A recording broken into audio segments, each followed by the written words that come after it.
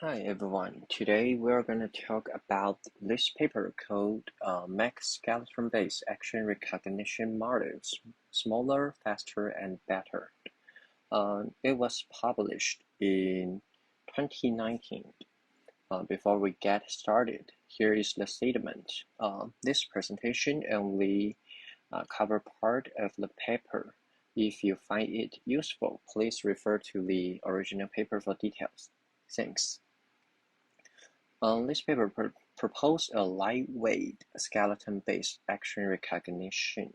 It can achieve 2000 FPS on one CPU and more than GPU, of course. To achieve this goal, it proposed two features: JCD (Joint Collection Distance) feature and two scale global motion features. And the inspiration behind these two features are to address the challenges introduced by the full properties that skeleton-based sequence has. And first one, location viewpoint variation. As you can see in this figure, the coordinate position we get would vary if the camera setting has different viewpoints, aka rotation and shift.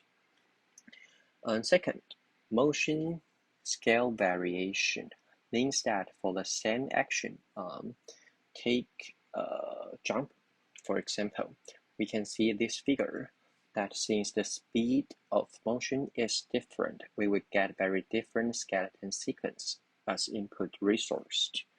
And third, related, unrelated to global trajectory. For example, pinch. Pinch is unrelated to the global trajectory since the pawn does not need to move to perform pinch. And action related to the global trajectory means pawn would move around during the performing the action, for example, swipe. Fourth, uncorrelated joint dice. This means the index of skeleton points are not correlated spatially. For example, index 9 and 10, they are neighbors numerically, but they are far away physically. Okay, now let's talk about the two proposed features. 3 steps are required to get the final JCD features. Calculated the Euclidean distance between every two joints, so we can get a symmetric metric.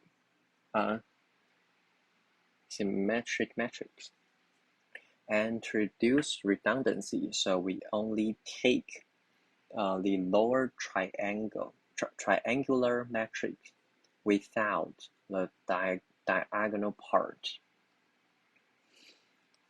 Finally, we will flatten this matrix into 1D vector for 1D CNN.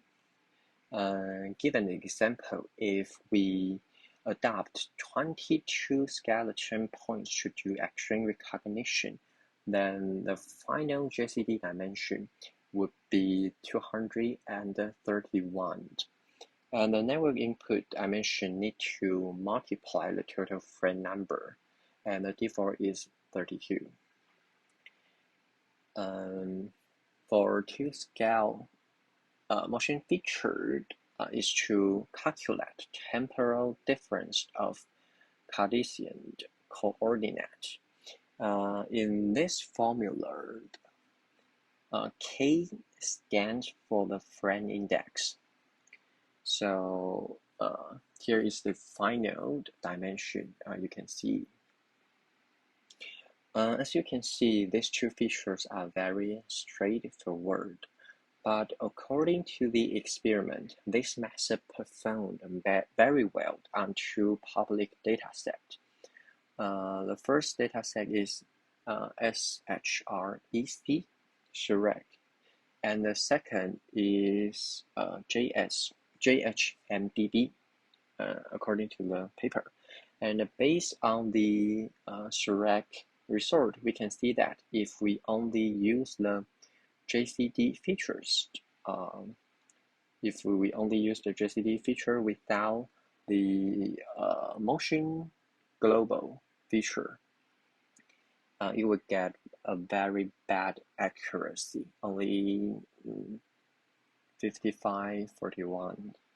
But if we use this together, then we would outperform the previous method.